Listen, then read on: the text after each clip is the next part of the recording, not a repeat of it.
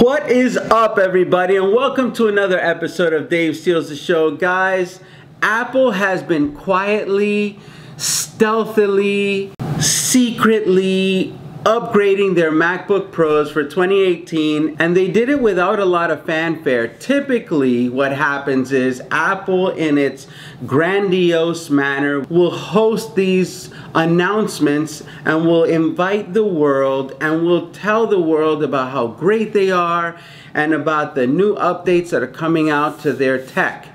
Except that they didn't do that with the new MacBook Pros for this year. Why? I didn't even see a commercial for it.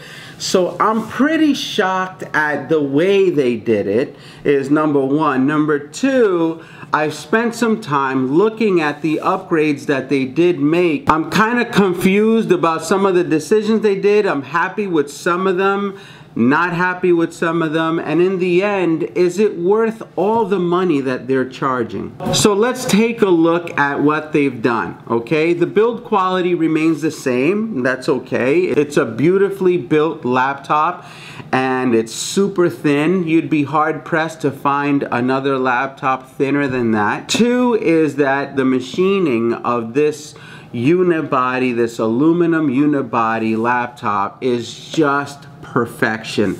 The laptop is absolutely beautiful and there is no denying it. They have the silver and they have the space gray, and the space gray, they really nailed the color on the space gray.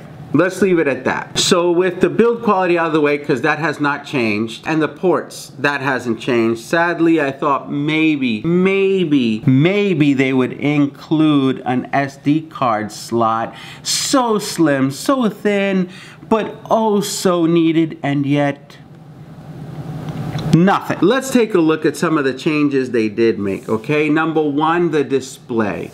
The display is beautiful, 500 nits. They didn't make it any brighter, but they did include True Tone technology. I don't know who they're targeting that toward. Most of the people who buy the MacBook Pro are creative types. They're video editors, photo editors, content creator type people, right? These are the people who are buying the MacBook Pros for the most part. Yes, they reach a broad audience, but for the most part, right? So if you take a look at that, almost all those people will have to have True Tone turned off, because you cannot have the color or the temperature of the video or photo that you're editing interrupted with True Tone technology. Two, they added an option to go up to 32 gig of RAM. Fantastic, that's awesome. You can now have multiple professional style applications open and be working and switch back and forth with ease and with less hiccups, right? 32 gig of RAM, great move. For an extra $400, I don't know. That's a lot of money to go from 16 to 32 gig of RAM. I really wish Apple would have allowed people to open the back cover and upgrade the RAM at their discretion and allow them to choose the RAM of their choice and buy it on their own, because you can get it for much less than $400, right? The other thing they did was they added storage types. So now you can get 512 gig, you can get 1 terabyte, 2 terabytes, and up to 4 terabytes. But do you know how much they get you for the 4 terabyte option? $3,200. Think about that. That is massive. I have an external drive here that I bought for $300. They're asking for $3,200. $3,200 is ridiculous. When you add up the price of upgrading the graphics card, upgrading the processor, and upgrading the storage, you get a price of $6,700 plus tax, which will probably put you over $7,000 mark for a laptop. It just is ridiculous. The problem is the upgrades that Apple is making is not better than or more powerful than other Windows offerings, right? And so when you have a price tag double what other Windows laptops are offering, but your product is not doubly better. Doubly better? Does that make sense? Then you have a situation where you start to question whether or not it's worth the money. They upgraded the processor. They finally got to the 8th generation Intel processors. Great. Most of the Windows laptops have had the 8th gen processors since last year. Now they have the Core i7 and the Core i9 offering, and the Core i9 is a waste of money. For you people who are going to upgrade to the Core i9, don't do that. It's a complete waste of money.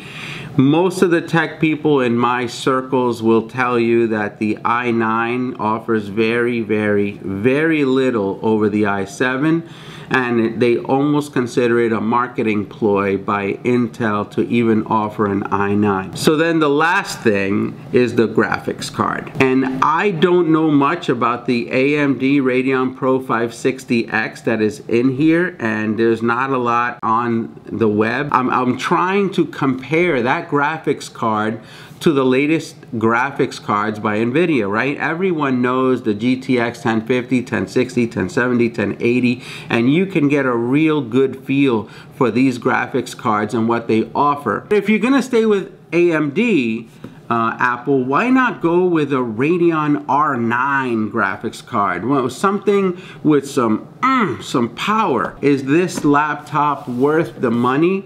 No. I mean, even if you spec it out and go to the 512 gig version, you're at $3,600. No. And if you add the 4 terabyte version, like I said, you're at $6,700. No, no, no, no. Hell no. No. No. Now, when they first came out, I will say the Apple iPhone, the first one, was, I mean, mind-blowing, and it was worth the money. And I can tell you, if they had taken the graphics card and bumped it to the best one you can put in a laptop and added some additional ports back to the laptop, slim ones, things that, you know, don't impact how thick you're gonna make your laptop, even if Apple just added the SD card slot, just that thing alone would have been awesome. So I'm kind of disappointed in the upgrades.